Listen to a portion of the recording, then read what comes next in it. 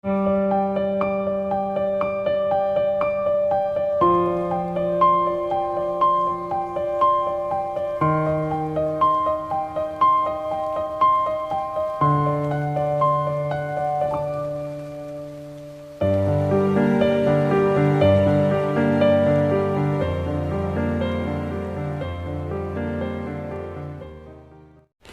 Allah menerima orang-orang kembali ini dan bahkan memberi petunjuk untuk kembali, untuk balik, itu sifatnya pun disamakan dengan seluruh diksi-diksi ini.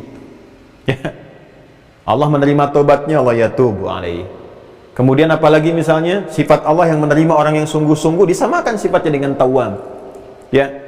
Bukan menyamakan keadaan Allah, tidak. Walaisa kamitslihi syai'. Enggak ada yang serupa dengan Allah Subhanahu wa taala. Allah ingin memberikan gambaran seperti engkau sungguh-sungguh begitu, seperti aku itulah serius merespon sesuai dengan kesungguhanmu. Bahkan lebih daripada itu. Ya, engkau merangkak dalam hadis qudsi kan, menjemput dengan berjalan. Dia berjalan, berlari. Maksudnya apa? Allah tuh lebih serius lagi. Ya, lebih sungguh-sungguh lagi karena cinta Allah tuh begitu dalam kepada hamba. Jadi kalau ada hambanya sedikit mengoptimalkan sesuatu untuk ibadah, Allah jemput dengan luar biasa. Ya, ini sifatnya, sifat ketuhanan yang begitu dahsyat dalam memberikan perhatian kepada hambanya. Itu gambarannya, ya. Nah, jadi ini teman-teman sekalian, bahwa sesungguhnya ini yang seringkali saya utarakan mengutip pernyataan ulama di masa lalu, ya, bahwa Allah itu sangat mencintai pelaku maksiat yang taubat. Ya, Allah sangat mencintai pelaku maksiat, orang salah yang mau tobat dibandingkan orang soleh yang tidak pernah merasa salah. Jelas ya? Nah, jadi ketika ini kembali pun kita dapatkan apa? Rahmat didapatkan lagi, rahim tuh lewat rahimnya. Disatukan dengan tawwab, sering kita dapatkan kan? Innallaha wat tawwabur rahim, tawwabur rahim, tawwabur rahim. Ini menerima orang yang mau sungguh-sungguh kembali kepada jalan yang benar. Nah, sekarang jadi formulasinya sudah ketemu nih sekarang ya. Taubat itu apa? Intinya taubat itu kembali kepada jalan yang benar. Dia setelah tersesat di jalan, ini salah, ada penyakit, balik lagi untuk memperbaiki lagi. Nah, sekarang bagaimana caranya ini? Ya, cara untuk bertaubat itu. Maka di sini kemudian dimotivasi dulu oleh Al-Quran. Ya, sebelum diberikan caranya, didorong dulu, diingatkan dulu. Maka muncul Quran surah keempat, ya kan, ini sama-sama di Quran surah keempat, ya, penawarnya. Maka diingatkan dulu di Quran surah keempat, An-Nisa, ayat 17 sampai 18. Masih ingat jalur ini? Nih, lihat ya apa yang saya tunjukkan. Fujur, ammarah, su, kan, sampai ke sini. Jadi kalau sudah salah, ini bisa dilihatnya di sini nih. Apakah imannya, hatinya berpenyakit, kalbunya kena nifak, bisa dilihatnya di sini.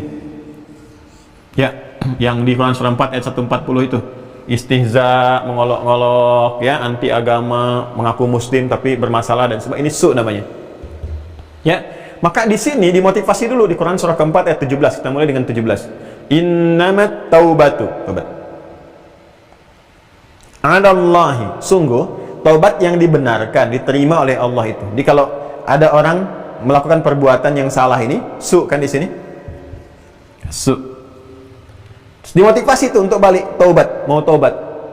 Ya, diberikan motivasi, innamat taubatu 'alallah. Sungguh taubat yang benar yang diterima oleh Allah Subhanahu wa taala. Taubat yang seperti apa? Lilladzina ya'maluna su'a bijahalatin. Nih, sini. Adalah taubat bagi orang-orang yang pernah salah jalan nih. Ya, salah jalan. Su'a bijahalatin, karena perbuatan jahalahnya. Jahalah itu kan lawan daripada ilmu. Ilmu ikatannya akal kan? Sudah saya sampaikan. Salah info dari sininya, karena penyakit itu masuk ke sudur. Ya, alih-alih yang benar jadi salah olah bijahalah.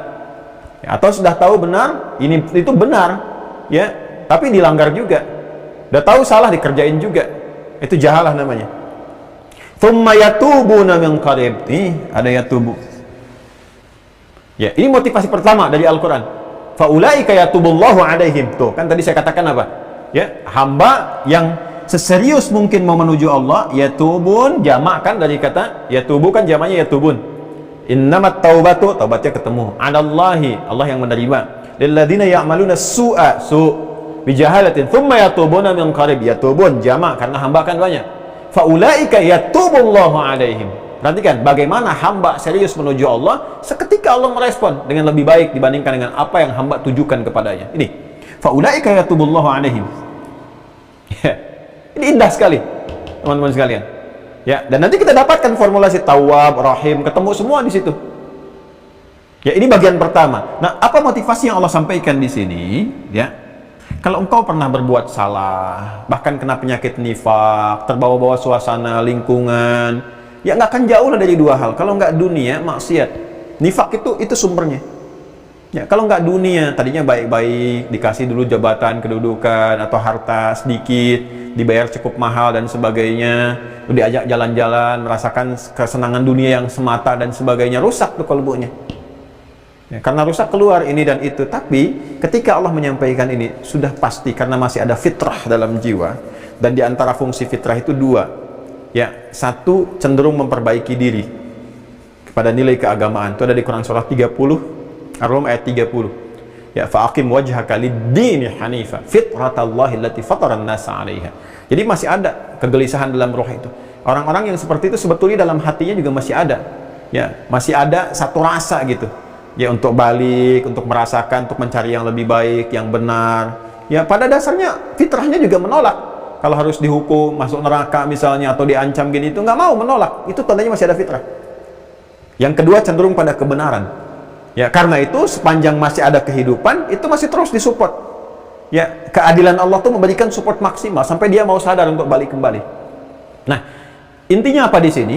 Intinya dalam suasana terkena nifak pun selalu ada kilatan dalam jiwa, dalam pikiran, dalam hati kita itu. Selalu ada jalan, sekilat itu. Apa mau sampai kapan seperti ini, gitu kan? Ya, terus kamu itu salah. Bahasa hatinya bisa begitu tuh. Kadang-kadang lewat kejadian tertentu dibenarkan. Kamu salah tindakan nih. Kamu salah orang begini nih. Dan seterusnya. Itu sebetulnya ada bagian-bagian tertentu jadi hidayah kalau mau dibaca dengan benar. Ya, kadang lewat mata, lewat telinga, lewat pendengaran, lewat penglihatan. Kadang-kadang dia harus ngolok-ngolok atau berbuat sesuatu pada orang yang mungkin dia nggak kenal sama sekali. Karena mungkin ada pesanan, ada ini, ada yang bayar, ada yang ini, ada yang itu. Tapi boleh jadi hidayah di sisi itu. Ya, kenapa kok saya kayaknya salah orang gitu, begini begitu. Ya, ada sentuhan dalam jiwanya. Nah, begitu merasakan itu, kata Allah, seketika kamu ambil itu. Ya, thumma yatubuna min qarib. Seketika cepat dapatkan itu. Sebelum apa? Sebelum datang kematian. Jadi puncaknya di ayat ke-18 nanti, kalau sudah terakumulasi kamu nggak ambil, su ini menjadi sayyiat. Kalau jamak nanti semakin buruk jadi sayyi itu semakin buruk. Dari su, kalau sudah dia kualitasnya bertambah buruk, sayyi, jamaknya sayyiat. Sayyiat. Su berbentuk perbuatan salah. Semakin kotor kesalahannya, semakin buruk sayyi. Allah ya zalam sayyi jiddan. Ini buruk banget nih, nggak pantas begini. Su ada udah jelek, kalau udah sayyi kotor sekali. Jamaknya sayyiat. Kalau sudah terakumulasi, kecil peluang taubatnya. Ya, apalagi mendekati kematian. Ini yang paling bahaya. Makanya di ayat ke-18 jelas dikatakan, walaisatit taubatu lilladzina ya'maluna as-sayyi'at. Kata Allah, mumpung kamu ada kesadaran, lintasan-lintasan itu, cepat ambil peluang tobat. Nanti kalau udah terakumulasi susah, makin gelap, makin susah. Alih-alih tobat, nanti dapatnya istidraj. Kalau istidraj malah yang melahirkan kebencian. Aneh, ngaku Islam tapi benci kepada Islam sendiri.